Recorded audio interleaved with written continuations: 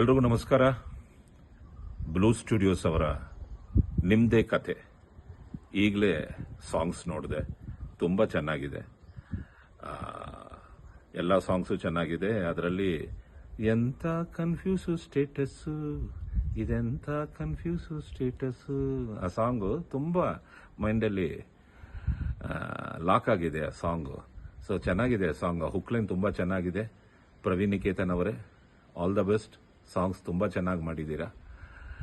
ಅದಕ್ಕೆ ತಕ್ಕಂಗೆ ನಮ್ಮ DOP ಅವರು ಪ್ರಶಾಂತ್ ಸಾಗರ್ ತುಂಬ ಚೆನ್ನಾಗಿ ವಿಜುವಲ್ಸ್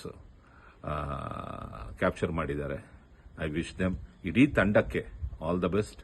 ಆ್ಯಂಡ್ ಈ ನಿಮ್ಮದೇ ಕಥೆನ ಬರೆದು ನಿರ್ದೇಶನ ಮಾಡಿರೋ ರಾಘವೇಂದ್ರ ಅವರಿಗೆ ಆಲ್ ದ ಬೆಸ್ಟ್. ಒಳ್ಳೆಯದಾಗಲಿ ನಿಮ್ಮ ಪ್ರಯತ್ನ.